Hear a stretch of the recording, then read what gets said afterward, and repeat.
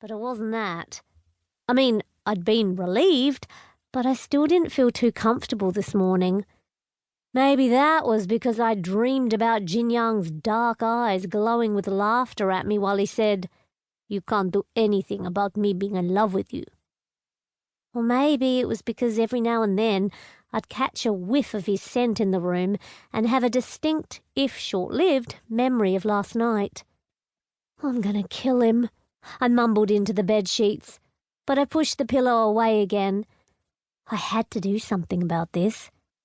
If I needed help finding something from a jumble of old papers and records, I could ask my leprechaun friend. If I needed help with something mixing magic and technology, I could ask my merman friend. When it came to anything from the world behind, I had someone I could ask, even if they wouldn't always answer me. Who on earth was I supposed to call about the vampire kissing me and declaring love, though? I sat up straight, feeling bright all of a sudden. Morgana! I could call Morgana, right? She was a zombie, but at least she knew about crushes and makeup and could be depended on to tell me what the heck was going on and what I could do about it. I grabbed my phone from beneath the pillow and pulled up her number. Actually, now that I came to think of it, Morgana had been making weird suggestions for a while now, but she'd only said that it looked like Zero had a thing for me, hadn't she? And yeah, okay, Zero was acting suspiciously, but at least he hadn't actually kissed me. My finger hovered over the call button, but before I could press it, someone knocked at the front door downstairs. I didn't have to look out the window to know who it was. The house told me it was my only human friend, Detective Tuatu. There's probably a lot to unpack there, but all you really need to know is that, yeah, most of my friends are behindkind, and no, the house doesn't actually talk. It's more that I can just kind of feel stuff. I thought at first that I could only tell if my 3 psychos were in the house or not, but either my senses or the house's ability to communicate had been growing stronger for the last year, and the last 6 months in particular.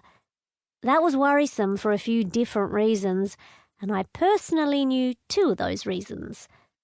Both of those reasons had a house pretty similar to mine, and I wasn't too keen on what that might mean for me, even though my 3 psychos were all pretty sure I was human. They'd also been pretty sure I wasn't an heirling either, and... Nah, let's go with one explanation at a time. I shoved my phone into my pocket as I stood, then went downstairs to see what Detective Tuatu wanted. Hopefully it was something that would see me out of the house and helping him chase down something weird instead of making breakfast for my psychos and trying to figure out what to do about Jinyoung. They'd let Tuatu in by the time I got downstairs, which was a nice surprise. Mostly they seemed pretty happy to let me answer the door and leave other humans on the doorstep if I wasn't there to answer it.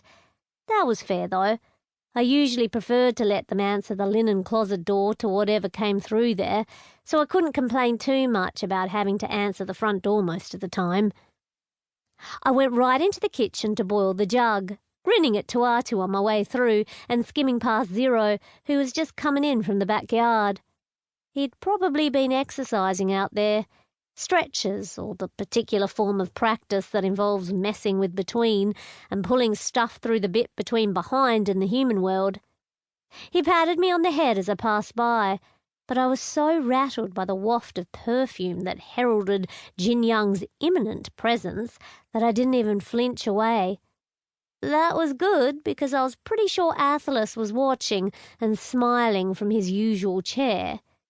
It's really annoying to have someone watching and smiling at you when you know they see a lot more than you're comfortable with.